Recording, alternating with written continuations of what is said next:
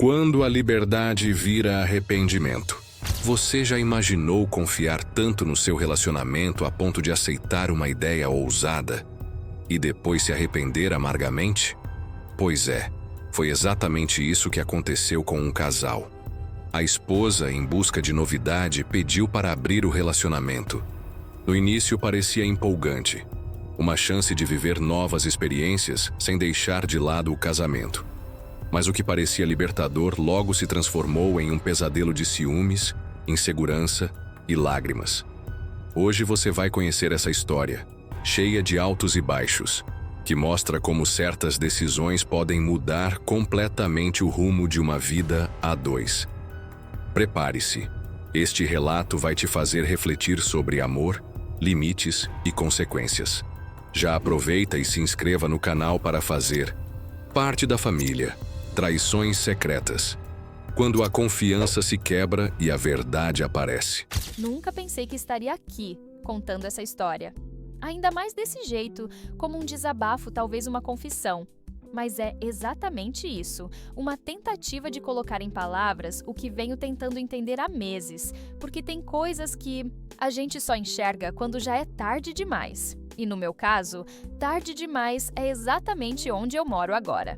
Meu nome? Bom, não importa. Vamos chamá-la de Patrícia. Ele, Gabriel. Juntos por 7 anos. Casados há 5. Aquela história de amor que parecia ter saído de um roteiro bem escrito. A gente se conheceu ainda na faculdade. Foi tudo rápido, intenso. Daqueles encontros em que você sente logo de cara que ali tem futuro. E a gente teve. Tínhamos planos claros: casa, cachorro, filhos.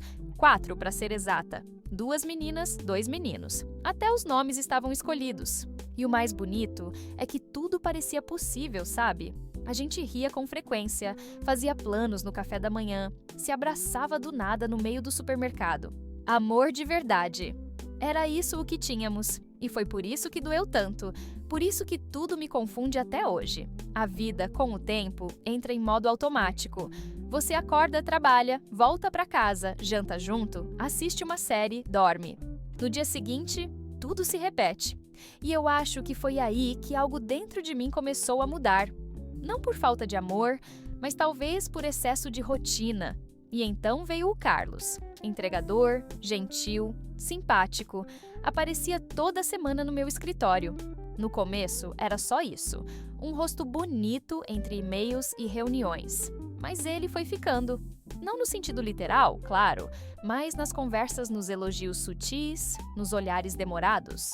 E de repente, ele estava ocupando um espaço que não era dele. É estranho admitir isso. Mais ainda escrever. Mas parte de mim gostava daquela sensação. Não porque eu queria enganar meu marido, mas porque, por alguns minutos, me sentia desejada de um jeito diferente, como se ainda fosse novidade. Como se alguém de fora da minha vida enxergasse algo em mim que nem eu lembrava mais que existia.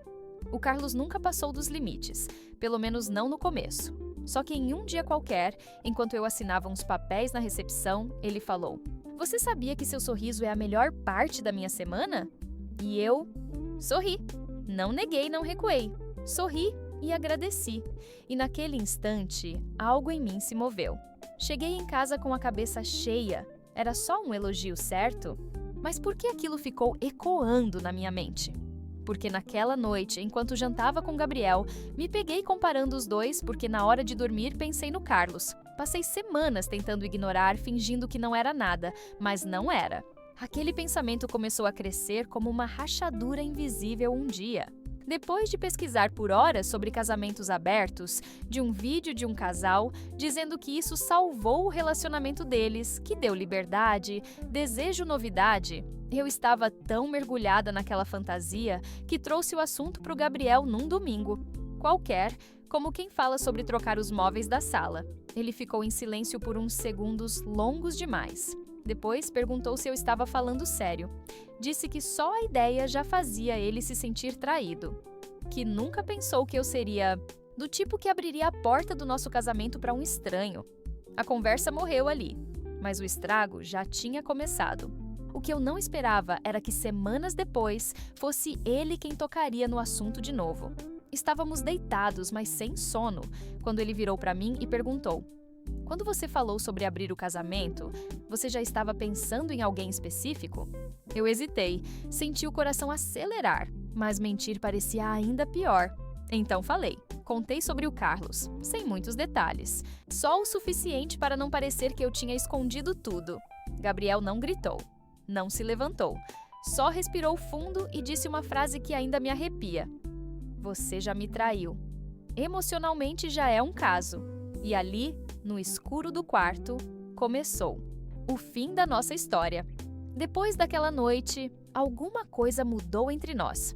Não de forma gritante, como brigas ou portas batendo, mas como uma rachadura que se espalha silenciosa por uma parede antiga, o tipo de mudança que só percebe quem mora dentro. Gabriel passou os dias seguintes em silêncio. Daqueles que gritam, me olhava como se estivesse procurando alguma coisa que perdeu, ou tentando entender onde exatamente ele deixou de me conhecer. Não falamos mais sobre o assunto por quase uma semana. Até que, numa quinta noite, ele chegou do trabalho mais cedo, largou as chaves no balcão e disse que queria conversar. Eu soube antes mesmo dele abrir a boca, que não seria fácil. Ele se sentou na ponta do sofá, mãos entrelaçadas, e me olhou como se estivesse conversando com uma estranha. Disse que se aquilo realmente era algo que eu queria, ele toparia tentar. Um casamento aberto, mas haveria regras. 3 para ser. Exato. A primeira, tudo precisava ser dito com antecedência, nada de surpresas. A segunda, cada um teria que compartilhar com o outro o que aconteceu depois. E a terceira, proteção. Sempre, sem exceções. Fiquei paralisada por alguns segundos. Parte de mim se sentiu invadida, outra parte, aliviada. Como se, de repente, eu tivesse permissão para explorar aquele desejo que vinha me corroendo por dentro. Mas o que mais me assustou foi o olhar dele. Não havia raiva, não havia carinho, só uma espécie de resignação, como se ele já tivesse aceitado que estava prestes a perder tudo e estivesse apenas querendo ver até onde isso iria antes de desistir de vez. Eu disse sim, mas com uma condição. Pedi que a gente não contasse para ninguém.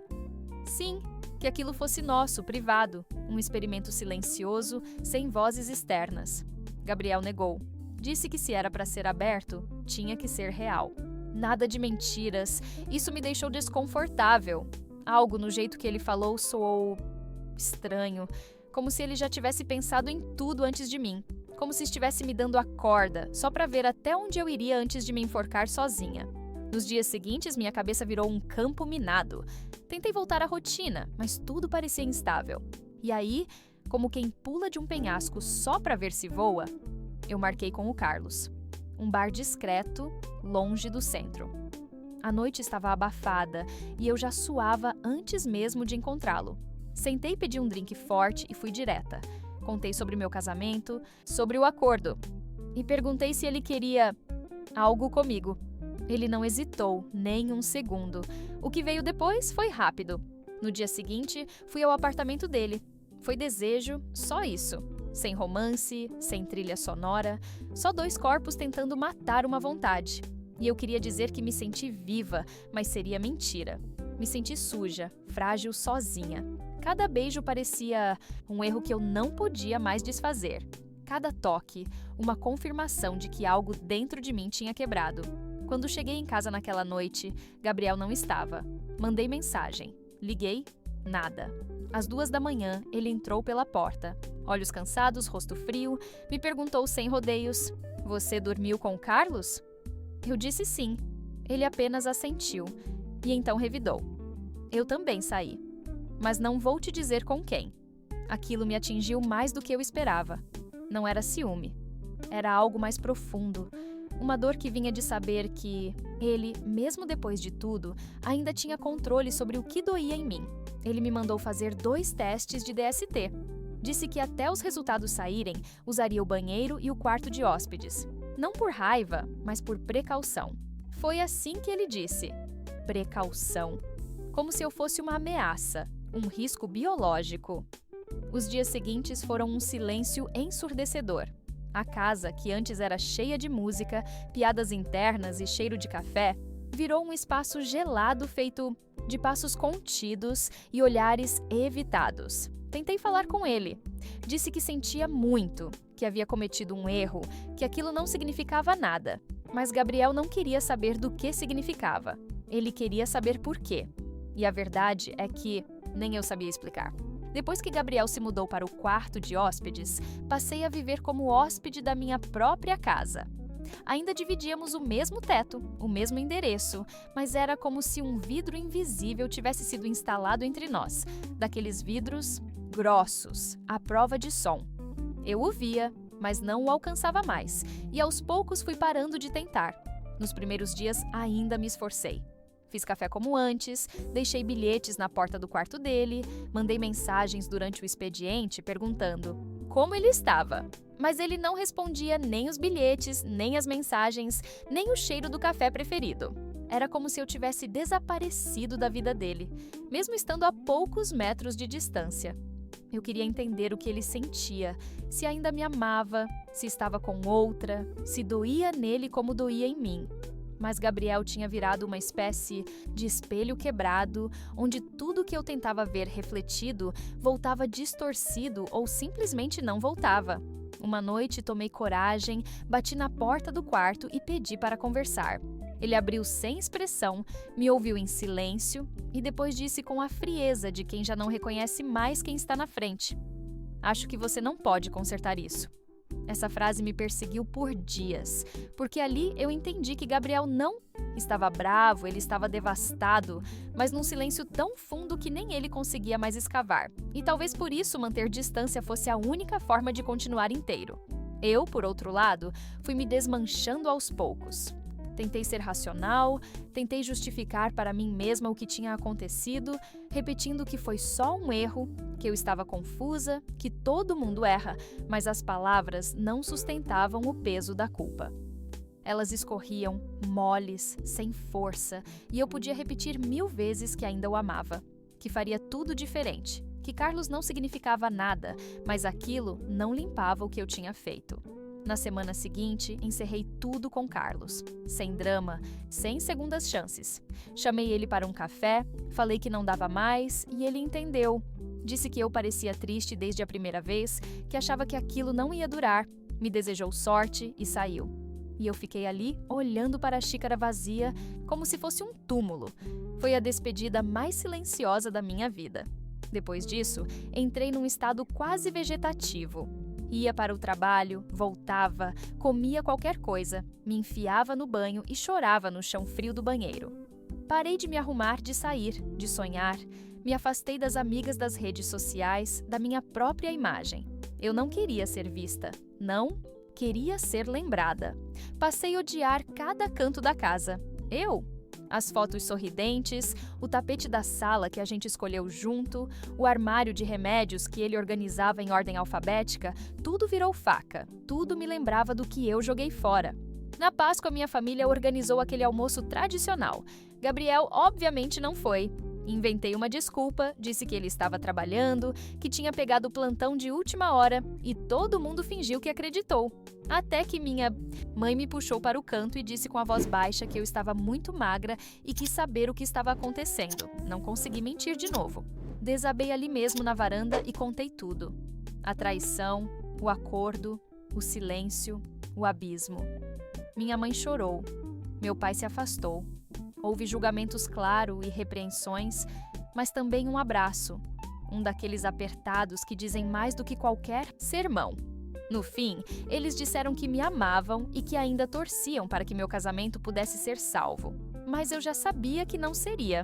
Os meses passaram como névoa. No inverno, a casa estava ainda mais fria e Gabriel cada vez mais distante.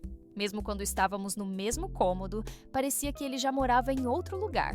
Nossas conversas viraram monossílabos e quando chegou dezembro, ele me chamou para assinar os papéis do divórcio. Eu não chorei. Já tinha chorado tudo antes. Fomos juntos até o cartório, num silêncio tão desconfortável que até os atendentes pareciam constrangidos. Na volta no carro, ele falou pouco, mas uma frase ficou presa em mim como farpa. Eu não consigo mais confiar em você e estar com você em público me envergonha. Foi ali que percebi que não era só mágoa, era desprezo. E não há nada mais. definitivo do que isso. Depois do divórcio, a casa ficou grande demais. Cada cômodo parecia ecoar os passos que ele não dava mais. Eu me mudei alguns dias depois de assinar os papéis. Não consegui continuar ali, cercada por fantasmas que eu mesma havia criado. Encontrei um apartamento pequeno, num prédio antigo com cheiro de madeira guardada. Era o que cabia no orçamento e no peito. Comecei a levar a vida no modo mais automático possível, como se isso fosse me anestesiar de tudo o que eu ainda sentia. Mas o silêncio doía. A ausência dele doía mais do que a presença fria dos últimos meses, porque agora não havia mais fingimento, nem desculpas para inventar. Ele tinha ido embora e era real.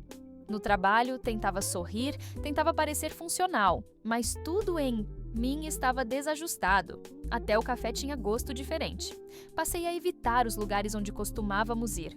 Troquei o caminho de casa, parei de ouvir as músicas que a gente ouvia no carro. Cortei o cabelo numa tentativa inútil de mudar quem eu era, mas dentro de mim, tudo continuava igual. A saudade se misturava com culpa e a culpa com uma esperança tola que eu me recusava a abandonar. Foi perto do Dia dos Namorados que ele reapareceu.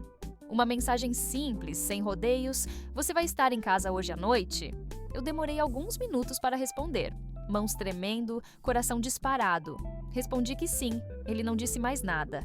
Às 9h30, apareceu na porta do meu novo apartamento. Estava mais magro, olhos fundos, barba por fazer. E mesmo assim, lindo do mesmo jeito que sempre foi. Não houve discurso. Ele entrou, olhou em volta como quem visita um lugar estranho e então me beijou. Foi rápido, direto, intenso. Não havia amor ali.